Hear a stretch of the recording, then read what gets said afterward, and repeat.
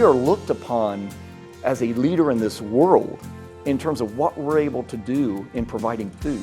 If we don't have food, we don't have water, we don't have air, we're not going anywhere. And so they are an absolute, at the very core, a vital component of everything we do in everyday life. We are in the heart of what's known as farmland in terms of some of the most fertile ground in the entire nation. They help farmers and they help fields produce at the utmost capacity possible. They utilize the technology and they have a science about the way they go about their business that is just unprecedented. It's really impressive.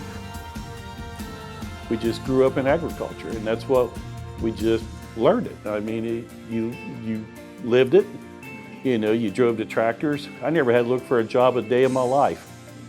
You know, if my dad didn't have something for us to do, I'd go work for my uncle, or another uncle, or another uncle. With agriculture, I really didn't get involved or ingrained in agriculture until I was probably 18, 19 years old. The thing that I think it has shaped is you've got to work with 3 to 4 generations of people. So whether it's America's Greatest Generation or now, you can see the differences in people. You get connected to families on multiple generations.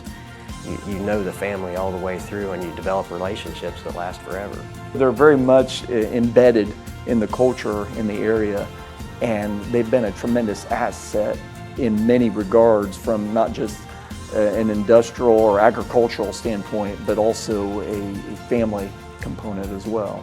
I am absolutely mesmerized by spending just a few minutes with a Mark Mote and hearing someone of his caliber talk about the science and the technology that is involved in their business.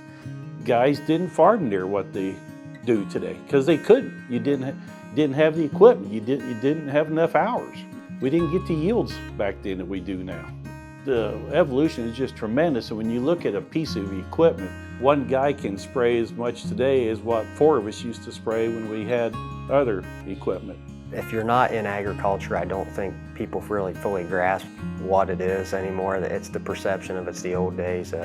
You're row cultivating, working the ground so many times. So whether it's reduced tillage practices or a lot of it's variable rate GPS prescriptions, there's a lot of technology involved. A lot of the machines actually drive themselves. You set it up. It's about like everything else. It's high tech. And it's tremendous, it's been nothing but good for agriculture. Moving ahead, the technology is so far advanced, people don't understand it. The old day of the farmer wearing the bib overalls and the old hat, them days are over. These guys are very intelligent. They know, we can tell them how much the fields or fertility's coming off, where we need to put more fertility on, where we can maybe cut it back, scale it back. Precision planting is just getting bigger and bigger every day. A lot of it, the biggest struggle we have if you have a new hire to run equipment, it's not running the machine itself, it's the software and the computer that run the machine. So kids that come out of school, they actually pick it up, it's like using an iPad. That's kind of a misperception too. People think it's really so complicated. It's not. It's complicated to run the computer, so actually kids are more geared towards that. And it's 100% a career if somebody wants to, because it's not a traditional employee setting anymore. If somebody wants to progress themselves and do that, we're more than willing to work with them. For instance, if they just want to be a truck driver, whether it's manure or dry fertilizer, whatever they're hauling, the possibilities are endless there. So if that's what they want to do in the role, if they want to go into agronomics or sales and work their way through the force, that is too. And that's basically what I did. That's what my dad did. That's what other guys we've have done there. Everybody starts on the bottom, so you learn through. So it's up to you what you want to do.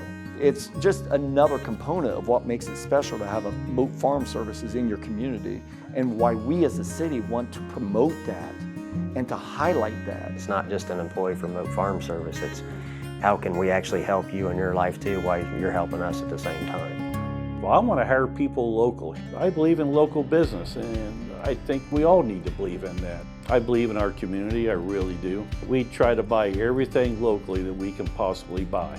It's just one thing feeds the other again and again. And so we always want to do everything we can to help the Mote Farm Services of the area to ensure that they're getting not only the support they deserve because they work their tail off, but that they're getting the benefit of a city that is functioning at full capacity and providing the services that we are supposed to be providing as a city, so that they in turn as a business are reaping the benefits.